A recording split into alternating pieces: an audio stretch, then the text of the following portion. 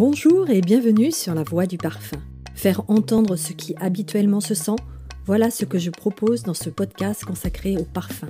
Écouter les fragrances, imaginer les effluves, se laisser porter par la voix et inviter l'ouïe et l'odorat à se donner rendez-vous avec votre imaginaire. Quel programme! Laissez-vous transporter par les parfums et les mots et savourons ensemble cette rencontre avec le parfum au travers d'interviews aussi passionnantes qu'inspirantes.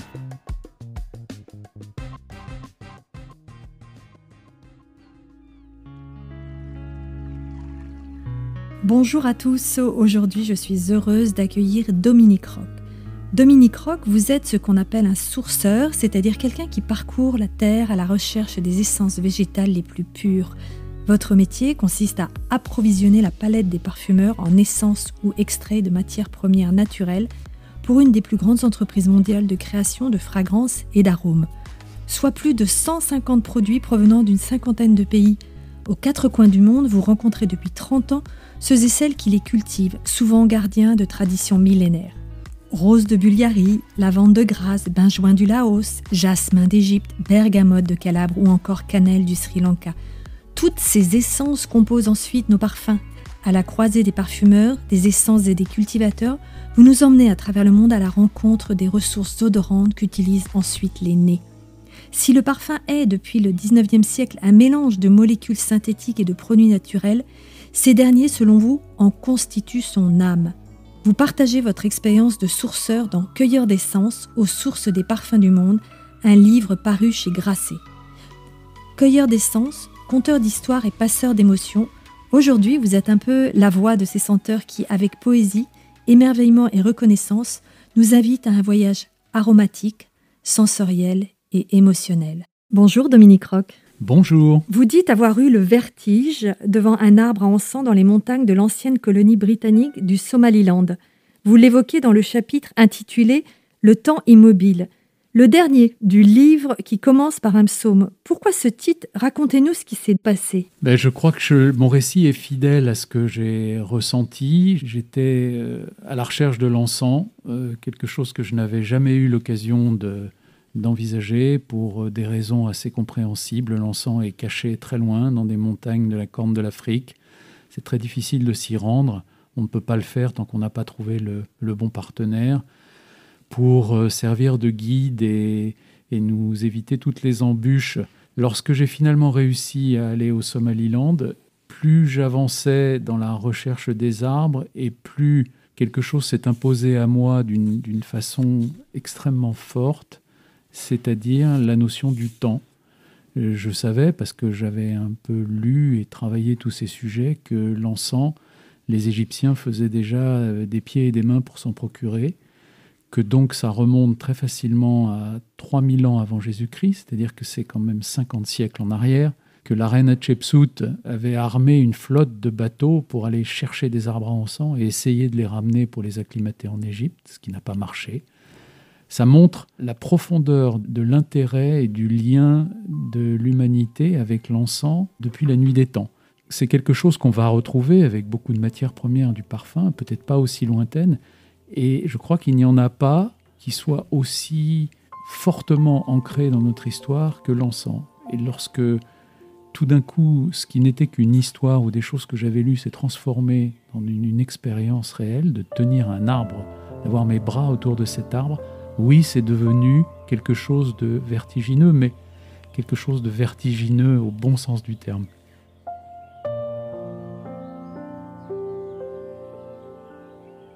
Alors vous parlez du temps qui fait penser à la mémoire et page 272, vous écrivez « Avec la myrrhe et l'encens, le parfum quitte le seul registre de l'odeur pour entrer dans la dimension de l'histoire la plus antique, figure de légende, traces fabuleuses, caravanes et civilisations disparues. De ce voyage si long qu'il défie nos repères, le parfum est un jalon immémorial. » Qu'entendez-vous par cette expression ? Eh bien, c'est tout à fait ce que je ressens. C'est-à-dire que c'est vrai pour l'encens, mais on pourrait raconter l'histoire de la rose. Certains produits ont tellement envoûté le nez, je dirais l'esprit, l'âme des hommes, qu'ils s'en sont emparés, ils l'ont découvert, ils s'en sont emparés, et ensuite ils ont voulu le propager. Et donc, ces produits sont le point de départ de routes. La route de la rose, les routes de la route de l'encens. Alors, certaines sont plus fameuses ou plus exotiques à raconter que d'autres, mais la route de l'encens, c'est effectivement une succession d'époques. D'abord, c'est des radeaux qui traversent le golfe d'Aden, et puis ensuite, c'est des bateaux, et puis c'est des chameaux.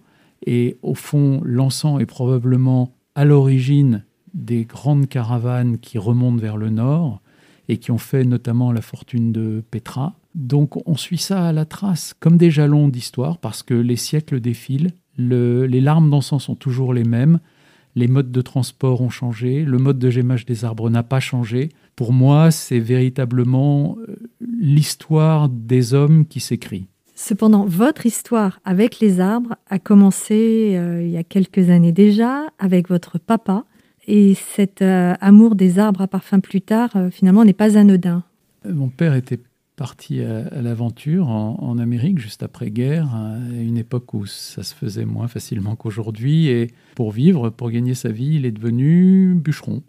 Alors, il avait le goût du bois, déjà en France, mais enfin, il est devenu bûcheron et bûcheron en Alaska, bûcheron au Canada et même bûcheron de séquoia primaire en Californie. Il me racontait tout ça. C'est des choses qui ont bercé mon enfance, puisque de ses expériences, il avait rapporté les tronçonneuses qui ont révolutionné la relation des hommes avec la forêt. Lorsque j'ai commencé, par une question de hasard, à rencontrer les produits du parfum, au départ, le cyste, la rose, des fleurs, des feuilles, des gommes. Et puis, un jour, on se rend compte que le parfum, il sort aussi des arbres. Alors, c'est toute l'histoire du gémage, des larmes. J'ai vécu des choses extraordinaires au benjoin, avec le benjoin, au Laos, où là aussi, encore une fois, un produit a été sauvé de l'oubli. Et il aurait peut-être disparu aujourd'hui si on s'en était pas occupé. Donc, je crois que les arbres à parfum, pour moi, sont les sentinelles de l'histoire des produits naturels. C'est-à-dire que c'est ce qu'il faut regarder avant tout pour savoir si les choses vont durer ou si elles risquent de disparaître. Si les arbres à parfum commencent à disparaître, comme ça a été le cas et notamment avec le bois de rose en Guyane, alors ce sont de vrais signaux d'alerte qui doivent nous interpeller très fortement.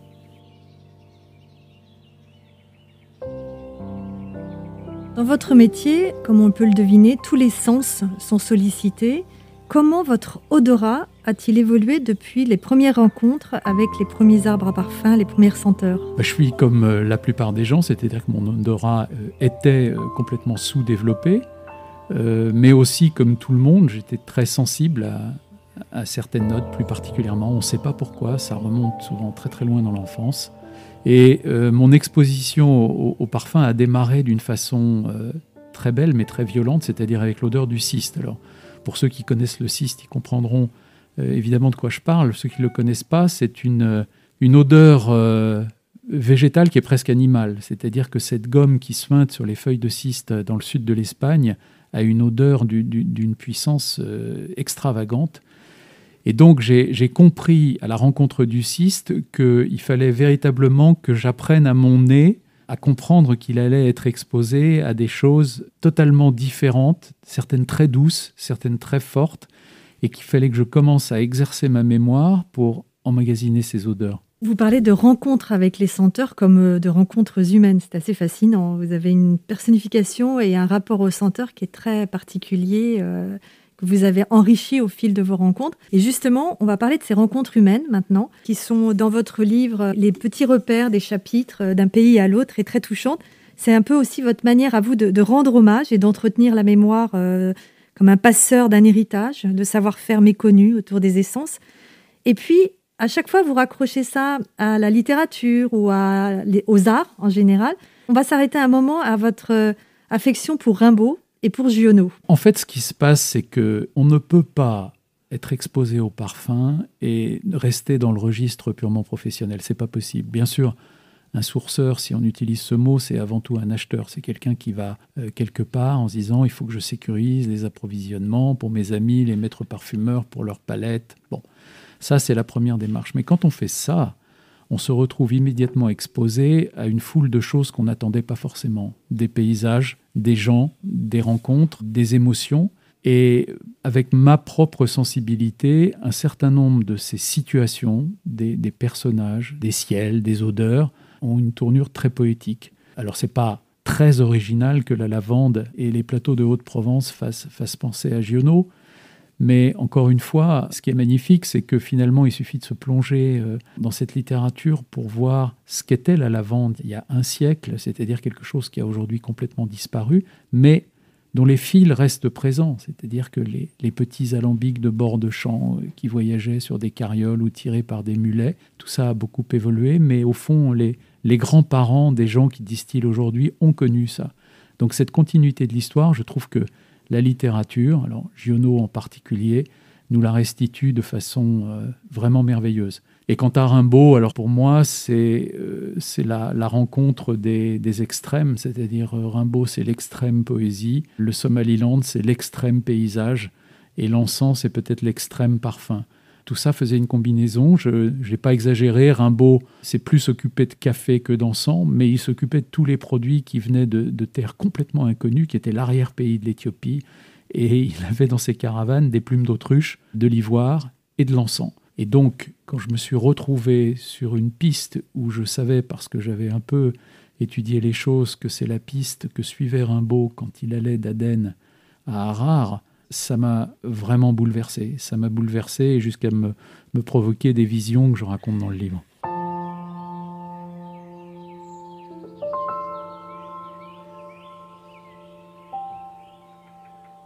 Alors vous racontez, et là on constate à quel point les mots pour vous sont importants. Maintenant, entre nous et dans votre livre, ils sont complices de vos aventures.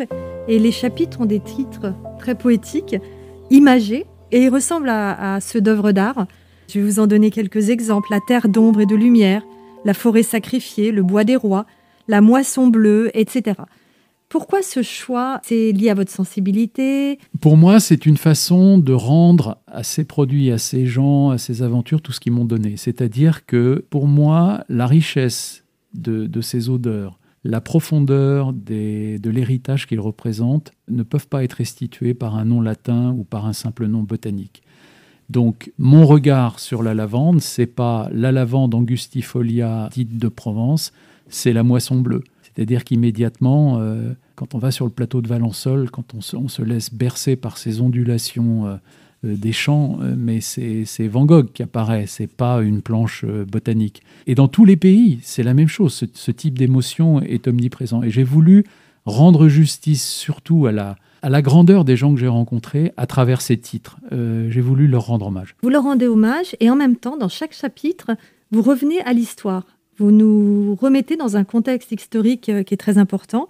À chaque chapitre qui présente une essence, on est soit dans l'histoire, soit dans la légende, soit dans les deux. Finalement, vous devenez historien de l'histoire du parfum, des origines à aujourd'hui. Oui, alors là, ce que vous soulignez, c'est toutes les questions que je me suis posées autour de l'écriture de ce livre. C'est-à-dire que si on veut on a l'idée d'écrire un livre sur les essences, il y avait plusieurs choses pour moi. Est-ce que au fond, c'était un grand panorama du plus grand nombre d'essences naturelles dans la parfumerie possible? Est-ce que c'était de raconter ma vie et toutes mes aventures? Est-ce que j'écrivais pour les gens du métier ou est-ce que j'allais essayer d'écrire pour intéresser finalement tout le monde? Alors j'ai essayé de faire un compromis et je crois que l'histoire est un bon compromis. C'est-à-dire que j'essaie que ce ne soit pas une histoire savante, mais j'essaie quand même de restituer le contexte. Certains produits sont directement à la source de l'histoire de Grasse. Et l'histoire de Grasse, c'est quelque chose d'extraordinaire dans ses premiers pas à la fin du XVIIe siècle jusqu'à nos jours, avec des hauts, des bas, avec tout ce que l'aventure coloniale française a apporté, les Grassois qui sont partis s'établir au bout du monde. Donc cette dimension historique est omniprésente et je crois que si on veut comprendre et apprécier les odeurs qui sont toujours sur la palette des parfumeurs, il faut s'imprégner et essayer de se souvenir de cette dimension historique.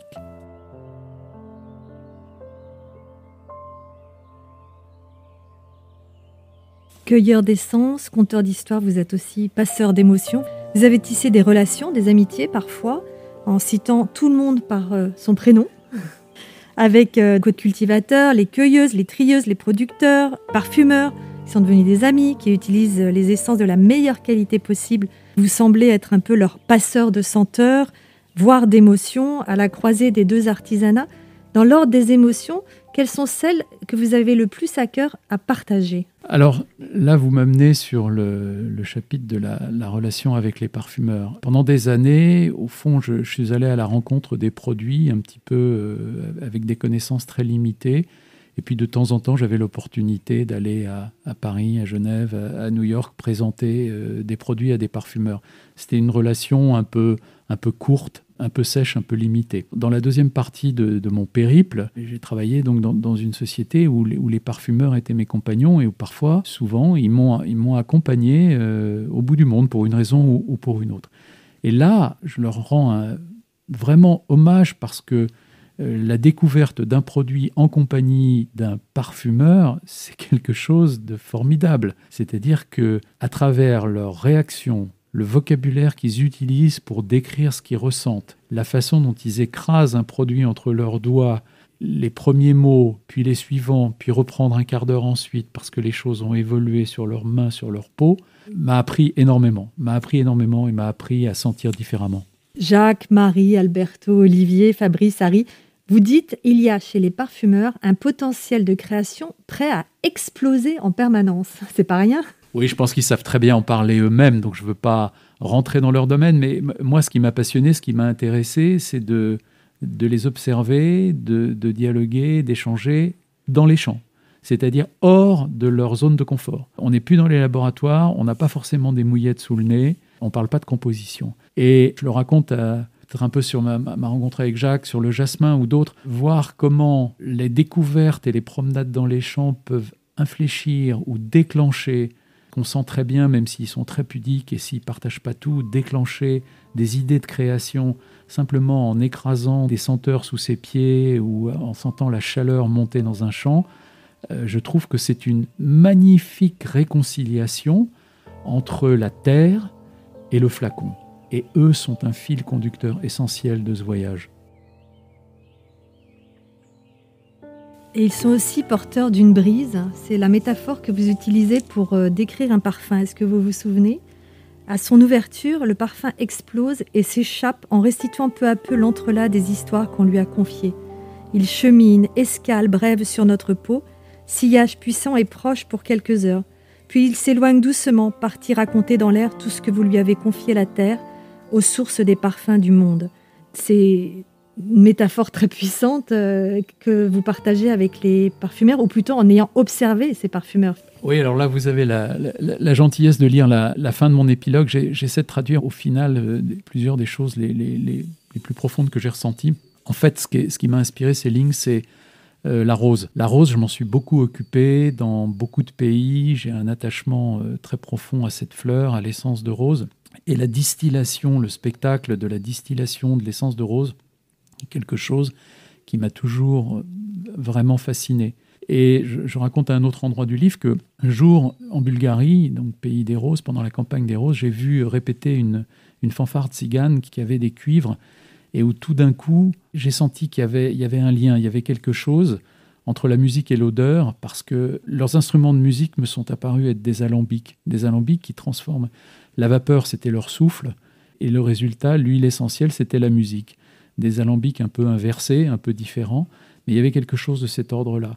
Et c'est là où j'ai pensé à cette dispersion, à cette concentration et cette dispersion. C'est-à-dire que c'est tout à fait magique de se dire qu'il a fallu ramasser 1 million de fleurs de rose pour faire 1 kilo d'essence. Il y a quelques gouttes dans le flacon. Et moi, véritablement, quand on ouvre le flacon, je sens ces gouttes exploser. Et si elles étaient la concentration ultime, elles repartent à la conquête de l'air pour nous enchanter de leur parfum. Il y a donc une restitution dans l'air qui est merveilleuse. On reste connecté à la musique. Quelle mélodie ou quel compositeur vous inspire la parfumerie ? Est-ce que c'est un lien que vous faites, ce que eux font assez spontanément, peut-être un peu trop facilement, ou pas ? Je pense que ça, c'est plus l'univers des parfumeurs. C'est-à-dire qu'il y a souvent, les parfumeurs font allusion à une inspiration par la couleur ou une inspiration par la musique. Alors, Je raconte un petit peu comment Olivier Crespe m'a expliqué ses sentiments autour des couleurs du patchouli et de la façon dont il l'a utilisé dans Angel. Je pense que beaucoup d'autres pourraient aussi faire des parallèles avec la musique. Moi, je pense que dans ce que j'ai vécu, je suis beaucoup plus sensible finalement aux musiques des pays que j'ai traversés. Je me souviens le soir au Somaliland de chants traditionnels des Gemeurs qu'ils entament entre eux sans demander s'il y a du public ou s'il n'y en a pas. Je me souviens des chants des Tziganes dans les Roses de Bulgarie. J'ai beaucoup de souvenirs comme ça qui recoupent ou pas spécialement mes goûts musicaux. Donc, je n'ai pas emporté mon bagage musical dans le monde, c'est le monde qui m'a offert le sien. Je crois qu'on va s'arrêter sur cette belle phrase. Merci beaucoup Dominique Troc. Vous êtes donc auteur de Cueilleur d'essence, paru chez Grasset. Merci Dominique. Merci. Merci de nous avoir suivis sur La Voix du Parfum. N'hésitez pas à liker, commenter, partager et à vous abonner. On se retrouve très bientôt pour une autre interview ou lors d'une échappée belle sur La Voix du Parfum, le podcast. À bientôt.